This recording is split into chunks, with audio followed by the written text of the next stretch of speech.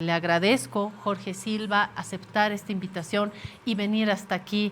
Gracias por acompañarme en este Piedra, Papel y Tinta. Ojalá que llueva maíz y ojalá que usted nos defienda. Bienvenido.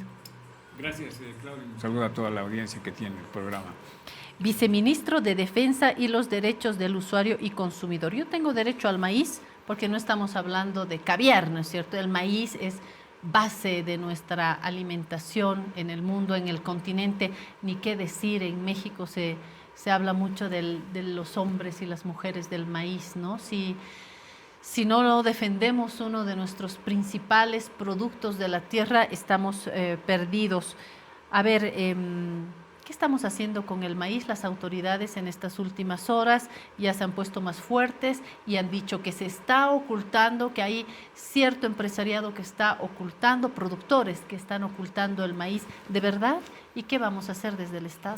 Mira, Claudia, si tú tomas algunos parámetros referente a cuál es la demanda del maíz que tiene el país durante toda una gestión, vas a llegar a la cifra de 995,000 toneladas de maíz que consumimos los bolivianos cada año. Y dices, ¿de dónde sacamos esas 995,000? Y te responden que nosotros como país producimos más de 1,000,000 de toneladas de maíz anualmente. Entonces, estás hablando de un equilibrio casi entre lo que se produce y lo que se demanda, con un excedente que puede generar posteriormente alivianar ciertas adversidades que se da por el cambio climático, por las plagas y una serie de situaciones, sequías que se pueden dar en algunos lugares. Por lo tanto, casi hay un equilibrio entre lo que se produce y lo que se consume en el maíz, por una parte. Por otra parte, si escuchas al gerente de MAPA, Franklin Flores, que te dice, en este momento tenemos 21,000 toneladas de maíz acopiadas en nuestros almacenes y estamos entregando toneladas de maíz mensualmente a los productores a un precio subvencionado. Sí, el quintal de maíz cuesta 100 bolivianos, pero nosotros entregamos a 65 bolivianos a los productores y el gobierno está subvencionando con 35 bolivianos, lo que en un año significa más de 50 millones de bolivianos de subvención solamente para el maíz, con la finalidad de que los empresarios productores de alimentos no tengan inconvenientes en su estructura de costos y puedan producir con mayores facilidades con el fin de abastecer la demanda que tiene el mercado. Sí, producimos maíz, tenemos estocado, el precio está subvencionado. ¿Y de dónde puedes explicar un supuesto desabastecimiento de maíz? ¿No? Si te dicen que en este momento tenemos el maíz suficiente y que se está entregando. Si a eso le agregas, Claudia... ¿O tiene algún papel acá la guerra Rusia-Ucrania, que ahora se la utiliza para todo, ¿no? Que ese es el pretexto que no válido, ¿no? Tú vas al mercado y le dices a la casera cómo está el tomate a 8, pero estaba a 6. Sí, la guerra de Ucrania con Rusia está afectando. Es un argumento no válido para este caso particular. No, te decía, si a eso tú le agregas de que ANAPO hace un par de meses envió una nota al ministerio indicando de que se prohíba la importación de maíz porque tenemos suficiente producción de maíz e importar sería afectar los intereses de los productores, estás entendiendo de que la producción y la demanda está controlada porque el sector te está pidiendo que no importes maíz. Pese a eso, está autorizada la importación de maíz que reúna los requisitos de bioseguridad, fitosanitarios, etcétera, que se exige para importar, para introducir ese producto. Entonces, podríamos señalar, Claudia, de que lo que está ocurriendo en el país es algo lamentable, es algo como hemos vivido el 2008, cuando se vino una crisis alimentaria propiciada justamente también por un sector empresarial, ¿no?, de productos alimenticios que trataron de asfixiar al gobierno de Evo Morales a través de una crisis alimentaria. ¿Usted cree que hay una intención detrás de él? Definitivamente. Si tú miras más atrás vas a ver que hace poco nos han hecho creer de que no había harina y que el pan de batalla estaba contado sus días y que adiós a la marraqueta, que ya ahí no va a haber. Entraron también Rusia y Ucrania, ¿no? Y también, ¿no?, la guerra de Rusia y Ucrania y que no teníamos trigo para la harina. Hoy podemos ver, y todos los días puedes ver, de que el pan de batalla está en todos los puntos de vista de venta y tenemos la harina suficiente como para atender la demanda que tiene el mercado. Entonces, han habido y existen estos intentos de generar en el sentido común y en el ambiente de la población una incertidumbre, una inseguridad, ¿no? Y un rechazo, por supuesto, lógico cuando tú vas al mercado y te encuentras con un producto con otro precio, ¿no? Cuando hace 2 semanas en Santa Cruz estaban regalando los pollos porque no había venta. Así es. ¿No? Entonces, ¿cómo ahora puedes entender de que no hay apoyo, que no hay maíz, ¿no? O que el maíz está caro, cuando eso es totalmente falso? Ahí surge la hipótesis de que el maíz la están ocultando con el fin de posteriormente justificar un incremento en su precio. Eso es agio y especulación. Autoridades han señalado en estas últimas horas que hay al que encuentren ocultando y especulando que van a sufrir las consecuencias. Además de esta amenaza, ¿ustedes han tenido algún diálogo con los actores de la empresa privada? Porque eso siempre falta, ¿no? Se han Sobre todo reunido. los gobiernos del MAS. Sí, entiendo que el ministro Néstor Huanca, Jaime González, se han reunido con el sector. Te digo, han hecho llegar notas en ese sentido. Pero de pronto nos encontramos con esta situación. Se tiene información de que se estaría desviando el maíz que entrega EMAPA y por lo tanto se está coordinando operativos que se van a realizar para identificar a estas personas inescrupulosas que están especulando con el maíz con el pretexto de generar 2 efectos, Claudia, ¿no? Un efecto político y un efecto económico. Un efecto político porque tratan de generar esta desestabilización al gobierno a través de este tipo de acciones que toman para generar una reacción inmediata de la población y de esta manera presionar al gobierno que tiene vinculación con el otro objetivo, el económico. Lo que están buscando los empresarios productores de alimentos es que el gobierno, presionado por estos 2 actores, firme la normativa de libre importación de maíz transgénico o de semilla transgénica, porque eso lógicamente les genera mayores utilidades, les genera mayores ingresos, mayores beneficios, y ellos están privilegiando ese aspecto, el económico y el político, por encima del interés del medio ambiente, que causaría un efecto negativo, traer estos alimentos transgénicos, incluso a los consumidores, que les afectaría al consumir maíz transgénico. Hay varios estudios que han dado a entender las reacciones negativas que sufren las personas cuando consumen estos alimentos transgénicos. Entonces, como verás, detrás de todo esto hay otro tipo de intereses que no responden precisamente, Claudia, a un supuesto desabastecimiento de maíz o a un encarecimiento del precio de este producto. Pasemos de tema, vamos a hablar de una estafa. Quiero aprovechar su presencia acá, viceministro, porque hay más de 100 personas que han presentado sus quejas, sus denuncias, sus testimonios. Dicen que sufrieron una estafa millonaria en La Paz y en Santa Cruz.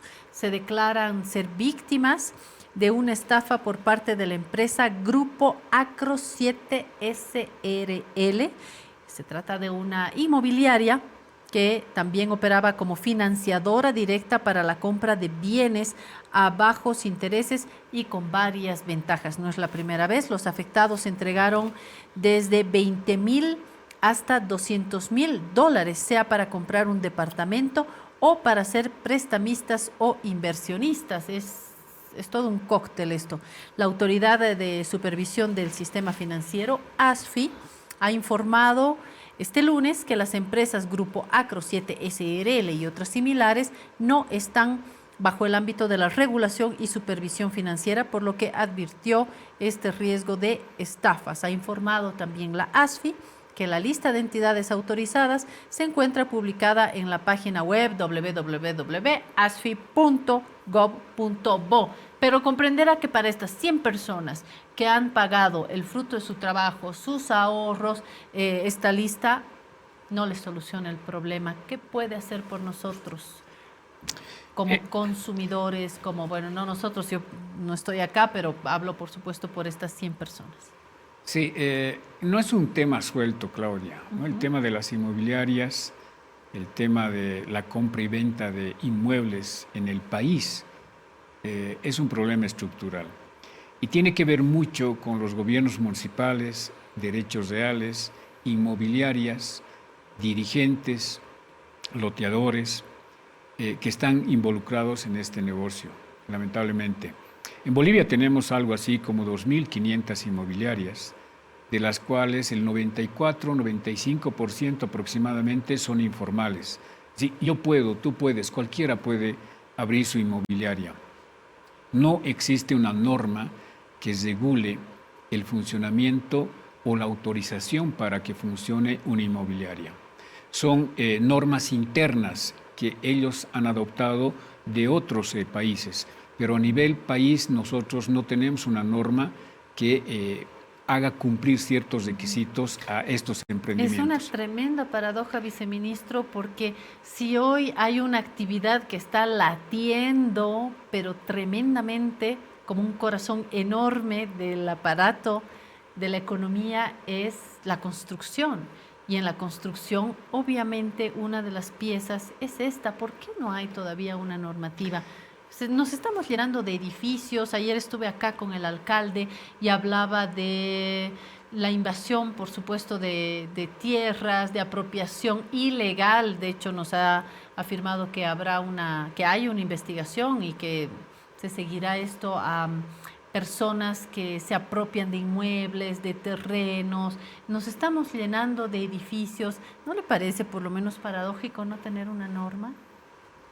Sí, ¿no? Y esa es una necesidad que la hemos identificado y que estamos trabajando para presentar un proyecto que regule a las inmobiliarias en nuestro país, en coordinación, lógicamente, con todo el sistema asociativo municipal, que son los principales actores, Claudia, ¿no? Porque quienes tienen la atribución y competencia directa sobre el territorio local son los municipios. Pero resulta que en los municipios te aprueban planimetrías, te aprueban planos de urbanización, te aprueban planos de construcción. Son en los municipios que aprueban las normativas después para regularizar las construcciones fuera de norma, como la última ley que han promulgado lamentablemente en la gestión del actual alcalde, donde se han regularizado todas las construcciones ilegales del municipio de La Paz. Esto te genera incertidumbre, inseguridad jurídica al usuario que va y demanda un bien inmueble, que demanda un terreno, un departamento, una casa, y que de pronto se ve enfrentado contra estas inmobiliarias que construyen sin autorización, pero a vista y paciencia de las autoridades municipales. O sea, saben las autoridades municipales que se están volando los cerros, los paisajes, el patrimonio cultural, saben que están construyendo en zonas donde no están permitidas 8 pisos, pero le han puesto 16. Pero de hecho nosotros también sabemos, acá en este lugar tan bonito, donde estamos haciendo esta entrevista y este programa de La Razón Plus, uno mira allí, yo tengo un hueco vacío. Y es que lo aplanaron, había un cerro, ¿sí? Hace meses había un cerro, voló el cerro y eso está plano y dice que ahí van a ser viviendas, que en fin, los cuentos no le empiezo a enumerar. O en San Miguel, aquí mismo en la zona sur, en San Miguel, donde está la caseta policial, también me llegaron WhatsApps de que eso es del barrio, del lugar, pero que ahora están poniendo no sé qué vallas y que dice que van a hacer un edificio y que dice y estamos perdidos. Ahí está, gracias compañeros. Eso que está plano, viceministro, había un cerro, sí, y de pronto lo aplanaron y mañana vamos a ver casas, edificios, en fin, qué complicado. Tú vas por Mallasilla, Chocalla y vas a ver que incluso al lado del botadero municipal, bueno, relleno sanitario, están ya terraceando todo el cerro y ya hay urbanizaciones que están ofreciendo lotes de terreno, cuando por norma está prohibido que a 1000 metros a la redonda de un relleno sanitario no puede haber proyectos de urbanización. ¿Quién aprueban esos planos de urbanización? Son las autoridades municipales, no precisamente áreas, pero sí a Chocalla, sí Palca, sí Mecapaca, sí El Alto, etcétera. Los 340 municipios tienen responsabilidades con este tema, por una parte. Por otra parte, ¿quién autoriza, pues, el funcionamiento de una inmobiliaria? Son los gobiernos municipales que les dan su autorización. ¿Quién los registra? Fundempresa. y no les exige absolutamente ningún requisito que pueda garantizar el cumplimiento de sus obligaciones que asume con los usuarios. Entonces tú vas a una inmobiliaria, depositas 20,000, 200,000 dólares, como es el caso de Acros, y de pronto la inmobiliaria desaparece. ¿Y quién te protege? ¿Quién te cuida? ¿Por qué a esa inmobiliaria no le han exigido una boleta de garantía para que cumpla sus funciones, su servicio? ¿Por qué no le han pedido como requisito brindar una boleta de cumplimiento para el usuario? Me habla usted de los municipios, pero ¿algo puede hacer el gobierno central? La norma. Yo creo que nosotros tenemos que trabajar una ley y lo vamos a presentar a los diferentes sectores de la sociedad boliviana, como también a la Asamblea Legislativa, porque es urgente, Claudia, contar con una norma que permita regular a las inmobiliarias en nuestro país y de esta manera garantizarle, darle seguridad al usuario que va a una inmobiliaria a requerir un servicio de un inmueble. A ver, usted es defensor del consumidor, de las y los consumidores. Y de los usuarios. Y de los usuarios. ¿Cuáles son los 3 principales campos donde se presentan más abusos a nosotros, los consumidores y las consumidoras? ¿Qué ha podido identificar en el mapa de las quejas? ¿Ya tiene alguna estadística? Sí, mira, tenemos este tema de las inmobiliarias, usuarios que han sido estafados, por este digo, es un tema estructural y nacional, que han sido estafados por diferentes inmobiliarias, y eso nos ha dado pie a que realicemos este estudio. 2.500 inmobiliarias que funcionan en el país, 95% totalmente informales, que son espacios de estafa principalmente. Luego se viene el tema de los vehículos, ¿no? Empresas también que te ofrecen carros 0 kilómetros. La norma dice que tiene 1 año de garantía, pero a los 3 meses tu carro ya empieza a tener fallas. Vehículos usados que también tienen garantías, pero que ¿dónde compras el carro usado? Normalmente en las ferias de venta de vehículos, donde no hay ningún tipo de control. En la 16 de julio en el Alto, por ejemplo, ¿no? Y puedes encontrar mercados así en Patacamaya, en Cochabamba, etcétera, que es el otro factor de engaño a los usuarios. Sí. Y luego está el tema de la línea blanca, ¿no? Ahí, pero la solución también está, justo lo escuchaba esta mañana en la Razón Radio, viceministro, también en el ingreso de autos indocumentados que pueden ser robados, es lo más probable, e ingresan y luego se pide nacionalizar y de hecho hay bloqueos por eso. Me parece que es una locura, ¿no? Sí, porque vos vas a una feria y compras un auto usado y como no tienes la pericia, ¿no? De pronto has comprado un auto chuto, un auto clonado, que han clonado la placa, han clonado el RUA y viene la inspección y encuentran que el auto es robado en algún país vecino o que el auto ha sido ingresado al país sin cumplir con las normas. El otro sector que es afectado es la línea blanca, la línea negra, donde falsifican las marcas de televisores, cocinas, refrigeradores, computadoras, etcétera, que es también altamente lesivo a los intereses de los consumidores. Y luego viene ya el tema de la gastronomía, donde lamentablemente también se encuentran restaurantes, establecimientos de venta de comida rápida que están vulnerando los derechos del consumidor porque les venden productos en mal estado, productos con fecha de vencimiento pasada, en algunos casos con un sobreprecio increíble que lógicamente tenemos que intervenir, sancionar como corresponde. Bueno, por no hablar de quienes entregan factura y quienes no, que es una queja que yo le he planteado acá. Seguramente habrá que transmitir esto a impuestos, pero se lo digo también porque estamos hablando de las y los consumidores.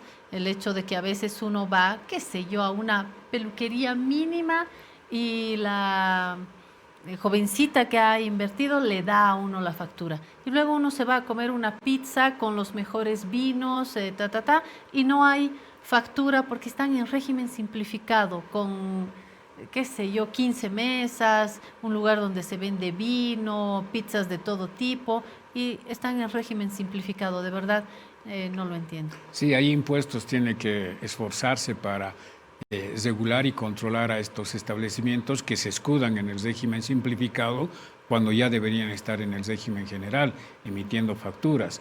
Hay una diversidad amplia, Claudia, sobre este tema del consumidor y del usuario en todos los rubros, ¿no? Desde farmacias que te venden medicamentos pasados hasta clínicas que retienen muertos a cambio del pago que tiene que realizar los familiares de las víctimas. O a los propios enfermos. Funerarias, ¿no? Servicios que te ofrecen todo en 4.000 bolivianos y después llegas a pagar 8.000 bolivianos y no te prestan los servicios. Servicios que prestan las empresas de telecomunicaciones. Tú compras 30 megas y te dan 10 o te dan 15. Te están engañando directamente 20 megas porque estás pagando eso. Es decir, hay una serie de situaciones que líneas se presentan. Aéreas, yo le cuento, Ni qué decir. me compré un pasaje en LATAM durante la pandemia. Justo ahí la entonces presidenta dijo, nadie se mueve, y me quedé con un pasaje a Montevideo, en LATAM. Bueno, me dijeron que por pandemia y tal, conservo el pasaje y no pudimos salir, ¿no?, de la pandemia. Total que el pasaje, yo ya no tuve que viajar, no tengo nada que hacer en Montevideo, y de pronto ahora me hacen transmitir en un voucher que obviamente me sirve para comprar pasaje, pero ese pasaje no me sirve porque para empezar LATAM ni siquiera está acá. Entonces me ofrecen un pasaje y yo digo, a ver, un pasaje a Buenos Aires. Y me dicen, sí, cómo no, señora, le cuesta $1.500 porque va de La Paz a Lima, de Lima a Santiago, de Santiago se da una vuelta y recién se va a Buenos Aires, cuesta $1.500, su voucher es de 300. Es decir, yo voy a llamar al Chapulín, porque ¿quién podrá defendernos con todo esto? LATAM ni siquiera está acá, ¿no? La ATT tiene que ver con el tema de las líneas aéreas, ¿no? Que es el transporte aéreo que regula y que controla. Y ojo, las líneas aéreas, todas, ahí también hay cierto esclavismo a quienes compramos pasajes, ¿no? Porque un cambio y ya el pasaje ya está en otra tarifa. Pero uno se da la vuelta, uno pestañea y ya la tarifa ha subido, porque en las líneas aéreas yo siento todas, estatales, privadas, en la China y acá, están tratando de recuperar ese gran golpe a las líneas aéreas basadas en nuestros bolsillos, ¿no? Sí, y que esto tiene otro tipo de efectos además, ¿no? Colaterales, diríamos, por ejemplo, el tema de los taxis aéreos. Hemos tenido bastantes quejas recientemente sobre este servicio que se presta principalmente en el oriente boliviano, sin ningún tipo de control. ¿Cómo es esto de los taxis aéreos? Cuéntanos. Estos avioncitos que normalmente se compra una persona para un uso privado, lo están utilizando como taxis, los taxis aéreos. Entonces tú vas a Rurrenabaque o a cualquier pueblo del oriente, no va a El Boa, no va a Amazonas, no va a Ecojet, van estos taxis aéreos, ¿no? Son taxis, pero aéreos de comunidad en comunidad. En la cual hemos visto una serie de situaciones que son muy preocupantes, Claudia, porque son aviones donde pueden entrar 3 pasajeros, están construidos para 3 pasajeros, pero entran 5. Y atrás han habilitado una especie de maletera, como tienen los taxis, donde ponen las maletas. Y las maletas ni siquiera la pesan, sino que la cargan, ¿no? Así vos vas con 3, 4 maletas, ahí la cargas. Y no hay un control de peso, entonces ese es un peligro. Porque además avioncitos, porque son, una vez yo subí a uno a Rurrenabaque, casi me muero del susto, porque claro, no tiene la estabilidad que tiene un avión grande, entonces uno se siente dentro de una mosquita, ¿no es cierto? Y uno va así, sí. y es un peligro. Y nos personamos a la ATT y nos dice, nosotros regulamos a las líneas aéreas. Estas son taxis aéreos, no está dentro de la norma. Por lo tanto, hemos ya tenido reuniones con la DGAC y con la ATT para poder regular también este servicio, que está bien, hay que dinamizar la economía, hay que hacer empresa, pero por Dios tenemos que darle seguridad al usuario, no puede ser que los tratemos como maletas o como carga y que no nos importe su vida de estas personas. Entonces vamos a intervenir también este servicio, Claudia, que nos ha aparecido recientemente y nos ha dejado totalmente preocupados. Jorge Silva, usted tiene un altísimo perfil político. Usted lo sabe, yo también. ¿Está extrañando la política pura y dura? Sí, es otra cosa estar en el Ejecutivo y otra cosa es estar en el Ejecutivo, pero de vez en cuando siempre nos damos modos para hacer política. Bueno, la función pública creo que es una forma de hacer política. Los mejores cuadros políticos deberían estar ejerciendo un cargo público para llevar adelante un proyecto político. Por eso creo que desde donde estemos podemos aportar a hacer política a través de la gestión pública. De ahí no extraño un poco, pero sí extraño los otros ámbitos donde uno hace una política más directa. ¿Extraña el Consejo Municipal? ¿Cómo está mirando estos últimos episodios en el municipio paceño? Muy preocupado, muy preocupado. La población sabe que en los últimos 15 años hemos tenido un Consejo Municipal estable, por lo menos en los últimos 12 periodos, bajo la presidencia de Gabriela Niño de Guzmán, las recuerdo de don Pedro Sus, que es una personalidad paceña. Se ha tenido un consejo municipal que le ha dado bastante solidez, equilibrio. ¿No terminará en la defensa de Luis Revilla? ¿O no, sí? no, de ninguna manera. El consejo municipal tuvo un periodo muy importante donde se avanzó con importantes normas. Hoy vemos un consejo municipal absolutamente dividido, hablo de la bancada oficialista, que no le da ese sostén, esa sostenibilidad al alcalde Iván Arias, y de pronto ahí surgen una serie de leyes que ya no sabemos si se van a cumplir, no se van a cumplir, la promulgan unos, los otros son promulgadas por el alcalde. Lamentable lo que está pasando en La Paz, porque no se ven las obras que se había comprometido don Iván Arias. Dijo, una obra por día voy a entregar. Ya han pasado más de un año y no vemos obras que haya dedicado Iván Arias. Los problemas estructurales en La Paz se están agudizando. El problema del transporte, el tema de la inseguridad ciudadana, los avasallamientos, los loteamientos, una serie de situaciones. Si tú vas a las escuelas, las quejas permanentes sobre la falta de mantenimiento, vas a los mercados, ocurre lo propio, mercados en absoluto descuido, vas a Lanza y te quieres poner a llorar porque es un espacio estratégico que tienen los paceños, pero que se ha convertido en una ratonería y en un refugio de delincuentes. Vas a San Pedro, ves el Mercado Rodríguez, el Mercado Belén, el Mercado Amapola y parece que estuvieras en un pueblo del siglo XVI, del siglo XVII, donde los productos están en el piso, donde la gente está sin ningún tipo de seguridad, los consumidores, los proveedores.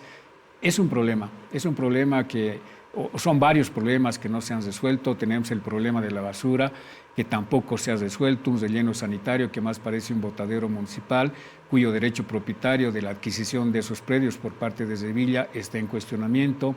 Tienes el problema de la curva de Holguín que no se ha resuelto.